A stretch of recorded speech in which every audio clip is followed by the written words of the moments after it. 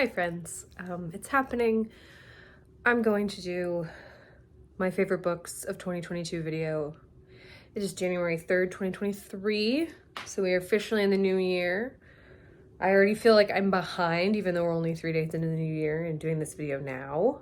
So yeah, I'm gonna get set up and then I'll start chatting with you all. All right, so let's get down to the business aspect of this video. So I'm gonna do this in 3 parts to just try and break it down easier for all of you, because I could not just pick a top 10. Technically, it's a top 25. I read 95 books this year, so I feel good narrowing down to the top 25. Okay, so to start with the first category, we're going to start with nonfiction. And these are kind of, yeah, I guess we'll say they're in order. Starting with number 5 is Death by Landscape by Elvia Wilk. And I read this book this month in December. I guess it's January now, but within the last month. And it was a book I'd been wanting to read for a really long time. And basically I waited months for my hold at the library. So that's why it took me a while to get to it. But this is a book of essays that take a really hard look at the genre of science fiction, which is not something I read a lot. And I will say mostly in this book, she focuses a lot on like dystopian versus utopian kind of fiction.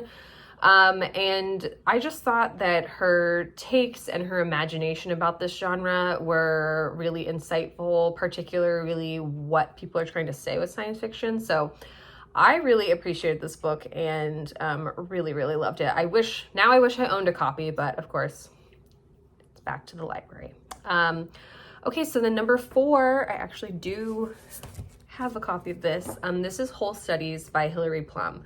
I discovered Hilary Plum this year, many thanks to, I don't even know how, but this was published by Phonograph Editions, which is a small kind of usually poetry publisher in Portland, Oregon, and I'm in Seattle in the Pacific Northwest, so somehow on the social medias that press came to my attention, and then I saw they were publishing this book and I immediately jumped right on it. So this book is a collection of essays that really offer a critical look at our culture, politics, labor relations, and yeah, there's everything in here talking about academia to rap music to Sinead O'Connor, the Iraq War. I feel like there's so many different topics in here, and I really, really appreciate Hilary's voice. This is just really, really good work, and I'm excited to read more of her stuff. Okay, next one is, let's see, was The Right to Sex by Amiya Srinivasan. Holy cow, I read this book back in April of this year, and it was like one of those books that I really, really sat with it for a really long time. I think it's some of the best writing on our current politics of sex.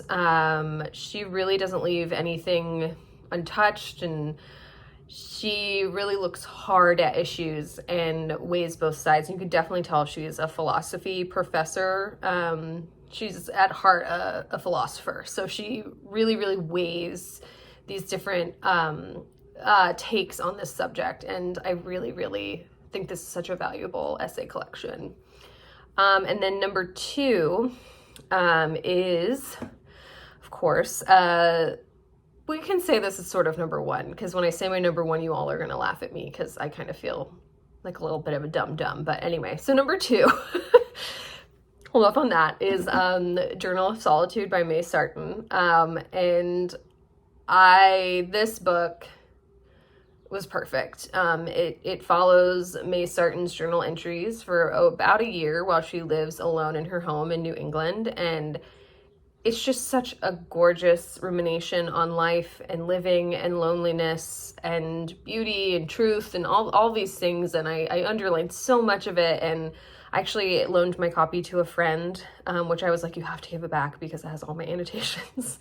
I read this in November this year, and it was just so special. I'm really excited to read more of May Sarton. This was my first May Sarton I'd read, and now I'm like kind of obsessed. So yeah, that was number 2. I hope to this year read her other journal collections. I know there's Plant Dreaming Deep, and A House by the Sea, and some other. She has a lot of journal collections, so I'm very excited to get to those.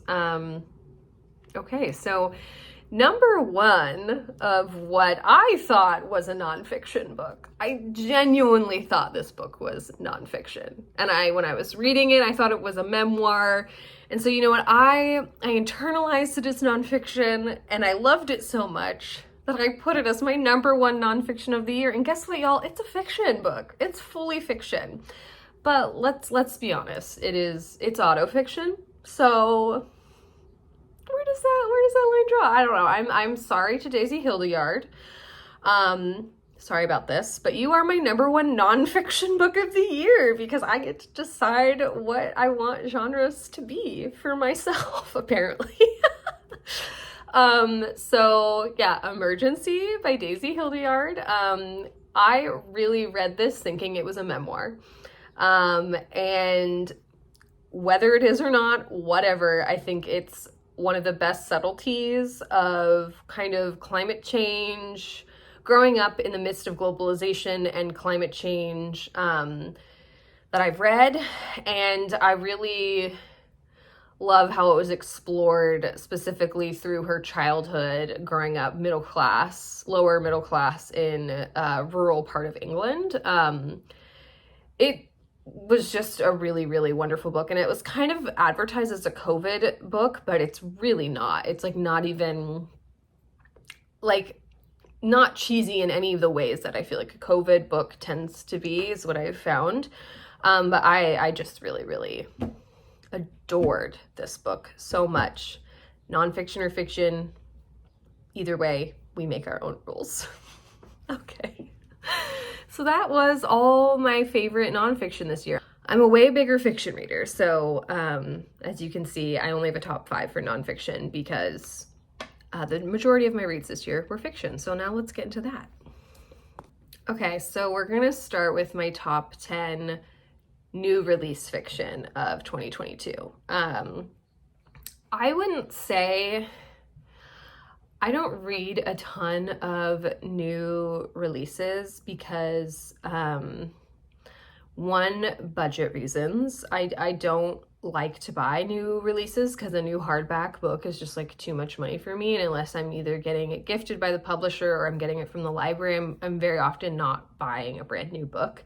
Maybe like 2 to 3 books a year I feel like I buy that are new releases, just because it's too expensive. I can't deal with it. So yeah, but here are the new releases I did read this year, and yeah, we'll go from 10 to 1. And a lot of these rankings are like, I tried to put what I thought was my number 1 as my number 1, but I really did enjoy all of these books. So at number 10 is Dogs of Summer by Andrea Abreu, and I absolutely love this book. It's about 2 girls living on the Canary Islands off the coast of Spain, growing up in just this kind of very small, suffocating community. It's set in the early 2000s, and I really liked it because they were around the same age I was in the early 2000s. And it just comes with all the horrors and grossness of puberty. It was just really, really well done. I very much appreciate this book. Okay, number 8. And by 8, I mean 9. Number 9 is Paradise Rot by Jenny Haval. I was not expecting to be that into this book.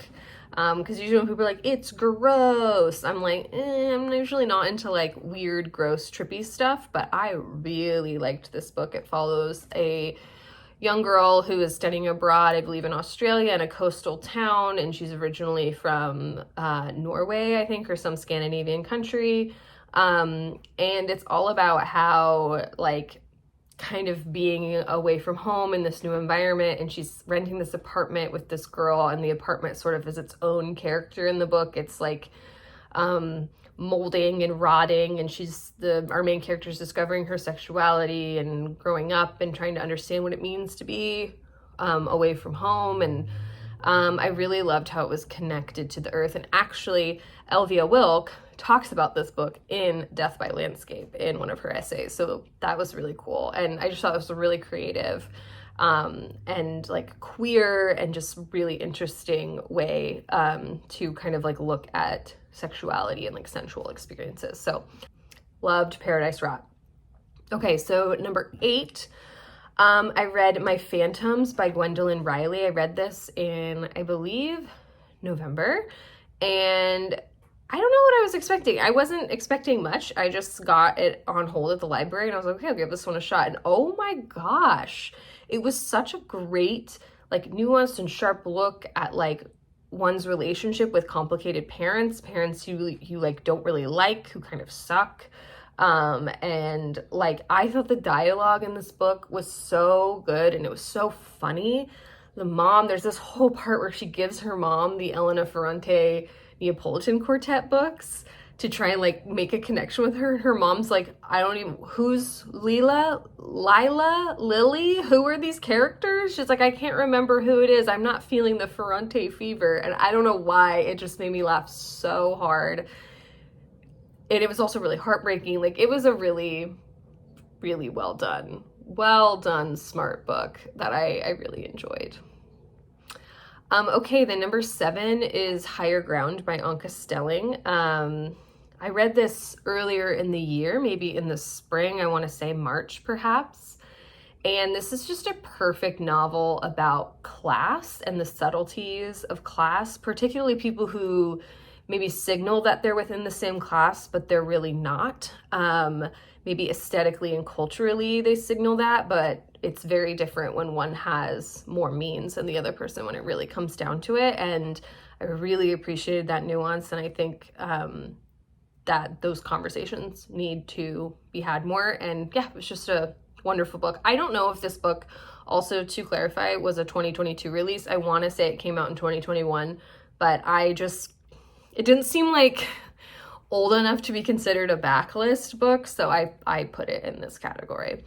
Okay, and then at number 6 is, surprising to me, Pure Color by Sheila Heti. If some of you remember, maybe in this vlog, I read this at the beginning part of the year in February. I wasn't sure how I felt about it. I was like, she's on drugs, this book is crazy, blah, blah, blah. Like, I was like not into it, but then the more I sat with it and I realized how much it made me think afterwards, how much I had underlined, I think I was kind of being a little closed-minded, and I realized like, no, this book was really good. It really made one think, she really experimented with like form and different ways of telling a story that I thought were really interesting, and used the natural world in her narrative in a way that was different and kooky and creative and strange. And I think that at the end I was like, no, that was a good book. I sometimes, for me, the mark of a good book is how did it stick with me, and how did it kind of change the way I think and perceive the world. And that book definitely did that for me. So and this actually was a book that I did buy brand new, but someone is borrowing it right now, so I don't have it. Yeah. Okay, and then coming in at number 5, we're actually gonna get to ones where I actually have the copies, is The Coming Bad Days by Sarah Bernstein. I really, really loved this book. It is out, I want to say it might only be out in the UK right now. I got it from Blackwell Books online, and this is a book that follows a thinky, depressed female academic, my favorite genre, who's really just like haunted by the coming bad days or the end of the world. It's kind of what this book is about. The writing was so beautiful. I haven't really felt like I've heard a lot of people hyping this book up or talking about it, but it meant so much to me. it was just such a intense reading experience, and I really loved this book. I think I read it also back in the spring. And yeah, just I have a lot of dog-eared pages on here, so it definitely left an impact, and I highly encourage people to read Sarah Bernstein. I'm excited to see what she comes out with next. All right, and then coming in at number 4 is Cold Enough for Snow by Jessica Au. I read this one over the summer, and it's a short little novel following a daughter and a mother who are on vacation together in Japan, and in like the autumn in Japan. And oh my God, it was one of the quietest books I read this year, but so impactful. The prose was so precise and gorgeous. Like, it wasn't long. It was a short book, but it contained so much in that short amount of time. I'm really excited to read other works by her, and it was a really intimate read and used the tools of flashback really seamlessly, and I really appreciated that. So yeah, that was a really lovely read. Okay, top 3. Here we go. So number 3 is Checkout 19 by Claire Louise Bennett. And yes, this was a brand new hardback I did buy this year because it's Claire Louise Bennett, so I had to buy it. And I think this is even the UK cover. I think I had this for a while before I actually read it. I read it in August. And it's very strange, kind of in the way that Pure Color is strange. It defies genre. It's like a book within a book a little bit. And it just made me fall in love with being a reader. Like, it made me think more about what it means to read and how being a reader shapes who we are, what we choose to read, what we don't choose to read, that sort of thing. And it was just pure genius. She's so smart, and I don't know how she does what she does, but her writing is so incredible. So I really, really adored this book. All right, and then number 2 is White on White by Esegul Savas. And this was some of the best prose I think I read this year. So smart and very exact. It really talks about art and what art means, particularly when someone is unraveling. It had a little bit of a spooky vibe to it. This like kind of unknown character who we weren't really sure whether they were going to fully go off the rails and what was happening. I just really, really feel like I always have some book in my top 10 that is talking about art. I think last year it was Painting Time.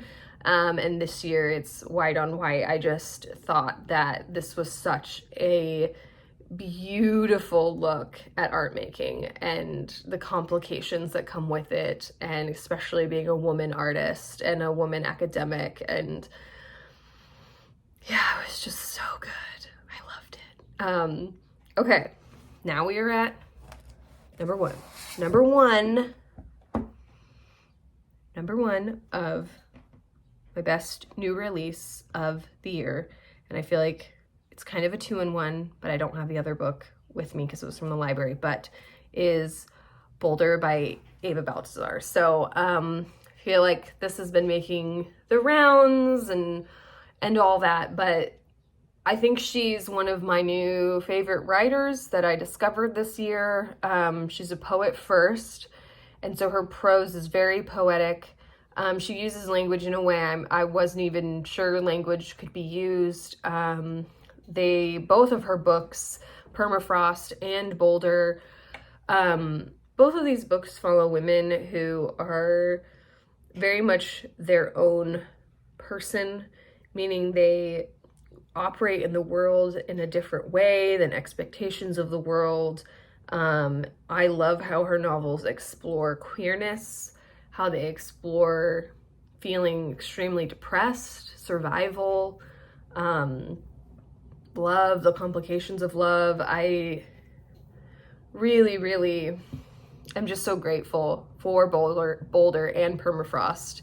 I will say I think I liked Boulder more than permafrost, but it's like marginally. So yes, I'm saying both of them count as my top because I make my own rules. Isn't that cool? Like I get to make my own rules. So anyway, yeah, just absolutely loved this. Yeah.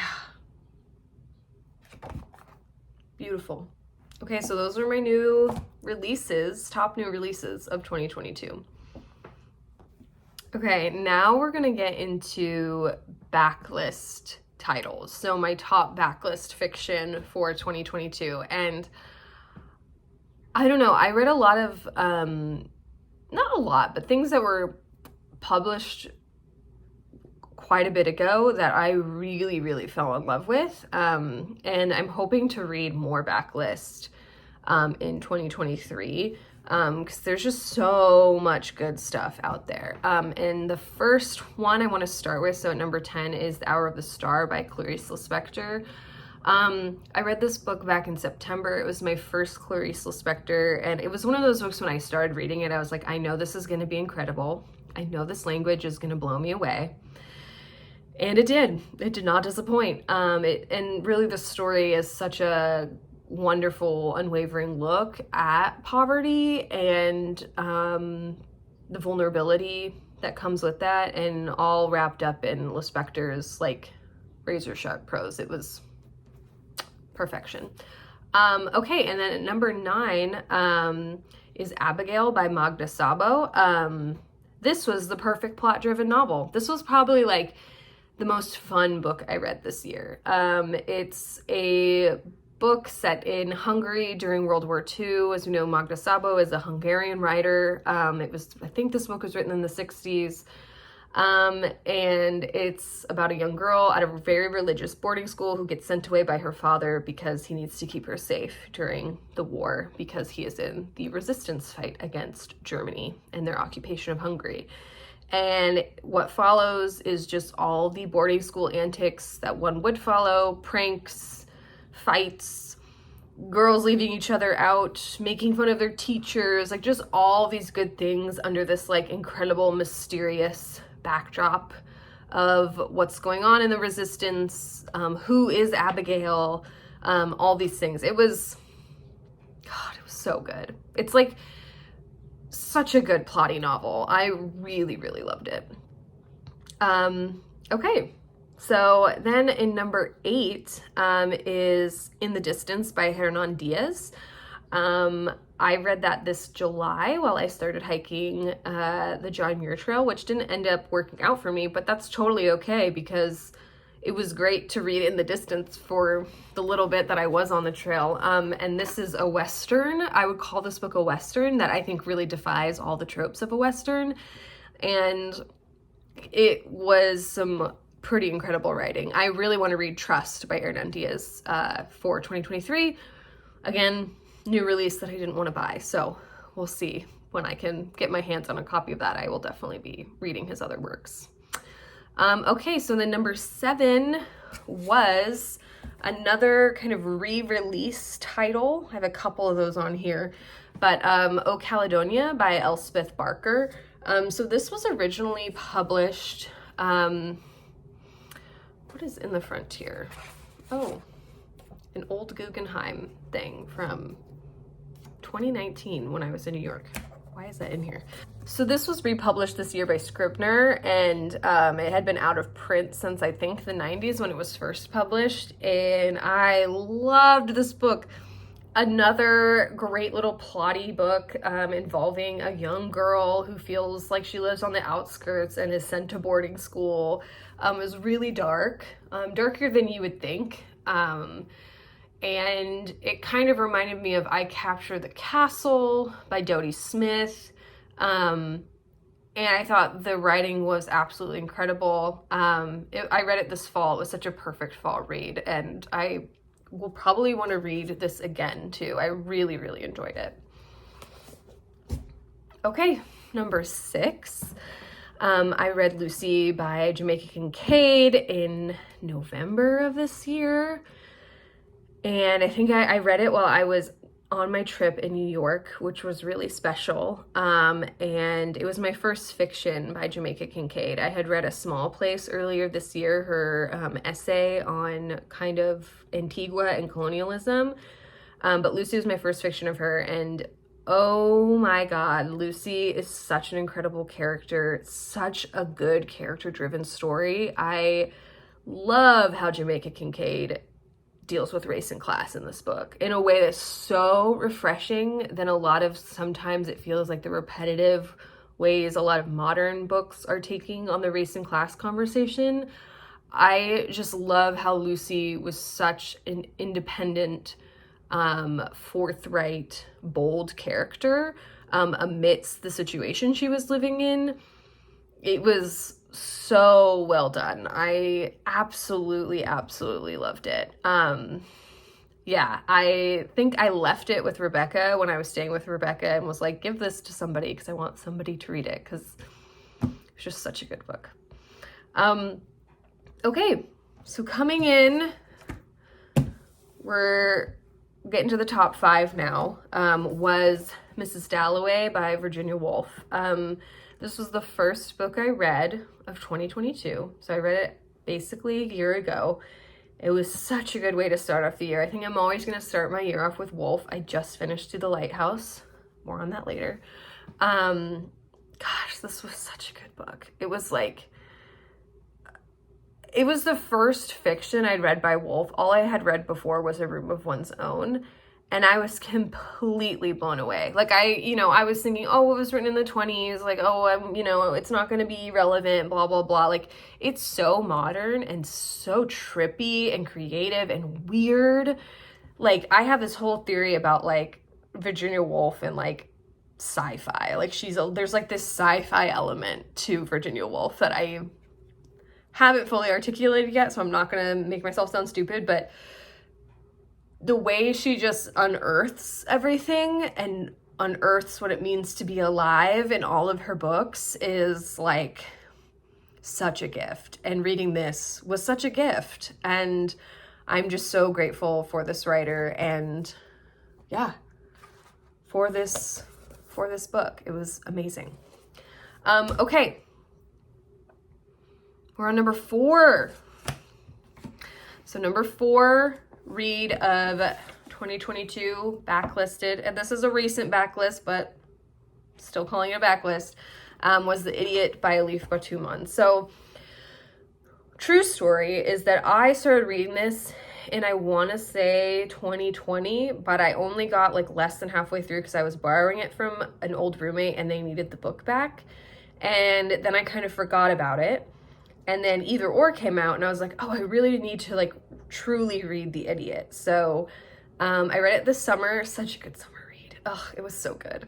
And God, this book, I laughed so hard. Like I would just be reading it by myself and just start like crying laughing, which is rare for me in a book.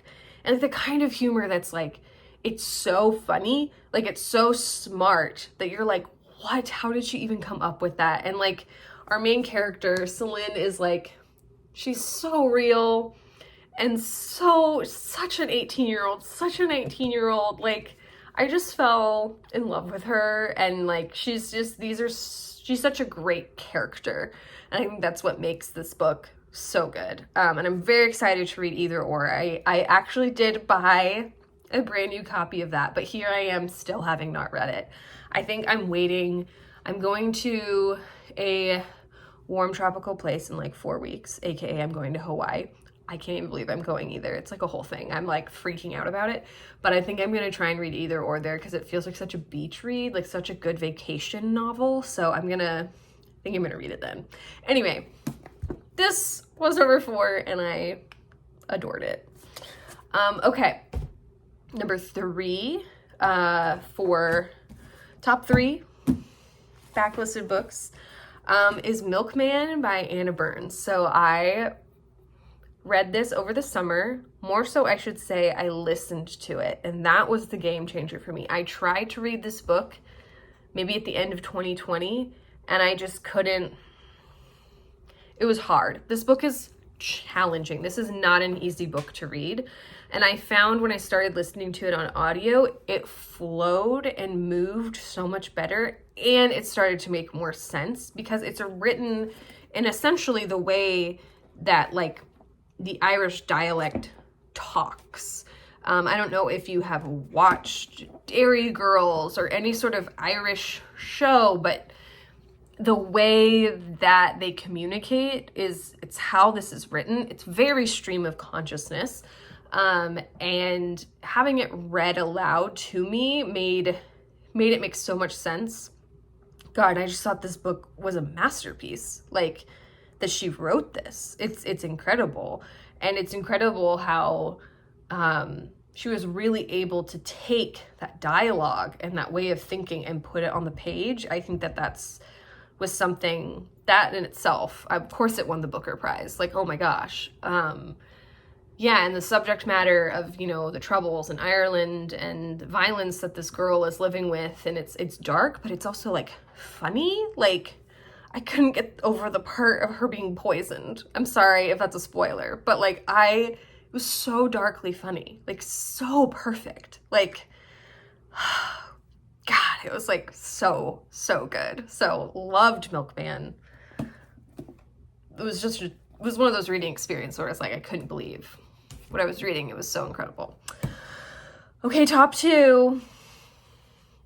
Here we go. Top 2. Okay. So number 2, top backlisted title was Housekeeping by Marilynne Robinson. I've loved Marilynne Robinson for a long time. I've read a lot of her nonfiction, and I've read Gilead and Lila, or Lila, not sure which how it's pronounced, but I had known that I should have read Housekeeping. Like, it was one of those things where I was like, what are you doing? Why haven't you read Housekeeping? And I finally picked it up this summer in June, I think. And yeah, it absolutely blew me away. It's her first novel. I believe it won the Pulitzer Prize or something like that, which makes sense. And it's set in Idaho, near Coeur d'Alene, which I've actually been to before, and it's talks about Spokane and the Northwest and Seattle. And, Marilynne Robinson actually grew up in Idaho. She got her PhD, I believe, at the University of Washington here in Seattle. So she has connections to the Pacific Northwest. And that also made this book even more meaningful. And it's really so much a book about belonging and versus being transient. And, how do you combine the two? How do you kind of bridge that gap? Honestly, a masterpiece. Made me understand the character Leela so much better. I think she is very much modeled after the aunt in this book. Yeah. So anyway, that was Housekeeping. Read it. It'll like change your life. It's just some of the best writing I've read, and it made me like cry. It's just so good.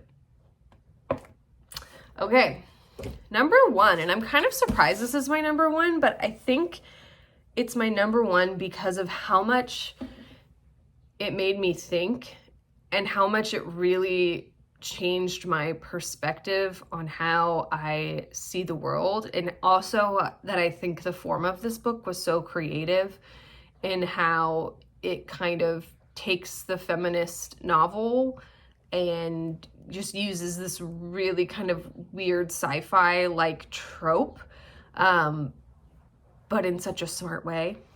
And I really, really, really fell in love with it. And that is The Wall by Marlene Haushofer.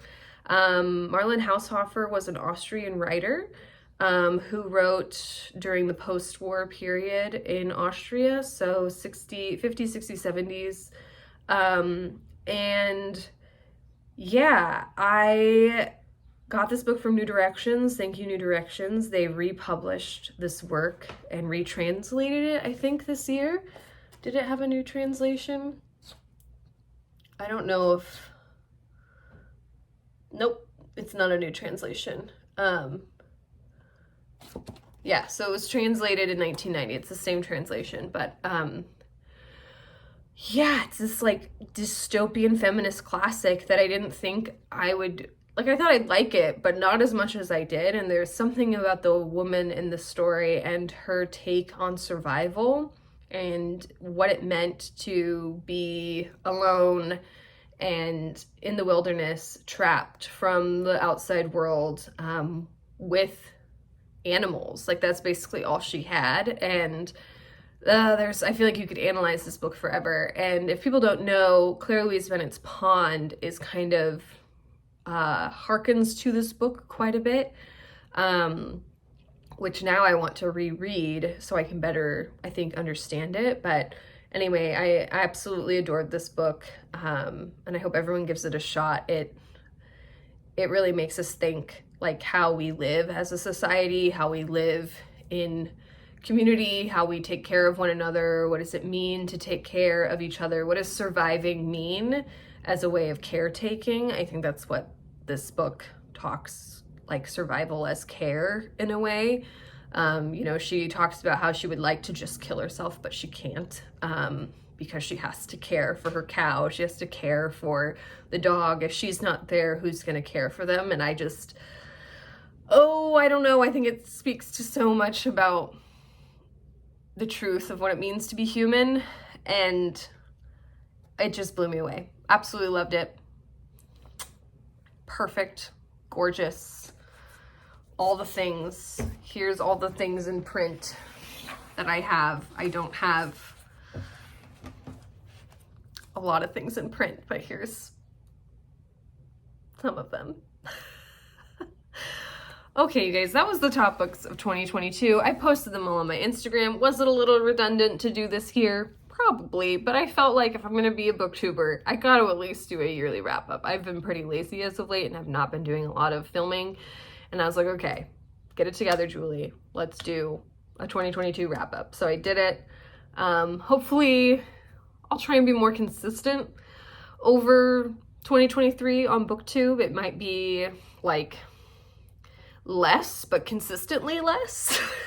I think I was really amped at the beginning of this year for, I had just started my channel, so I was really excited to be putting out new videos. But I think this year, probably, who knows? I'm not sure how much I want to be doing, and I don't want to put any pressure on myself, and I only want to be doing it if it feels fun and natural. So that's, I guess, kind of the goal, is do it if you want to and if it feels fun. So anyway, I hope you all enjoyed that, and let me know if any of those books are also your favorites.